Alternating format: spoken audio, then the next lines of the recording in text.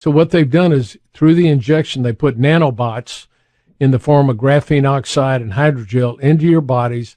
And you literally, as these interface with the brain cells, this causes you to become a receptor, a receiver, and a transmitter of signals. And these can be picked up externally, and externally you can be manipulated. And this is what DARPA has done, the Defense Advanced Research Project Agency of the Defense Department. They're working on mind control of soldiers by implanting them with graphene oxide. This is well documented in the scientific journals, and there's companies that, like in brain neuroelectronics, which uses graphene oxide to interface with the brain to create a receptor and a transmitter to be able to control people's behavior. That's where we're going. That's transhumanism.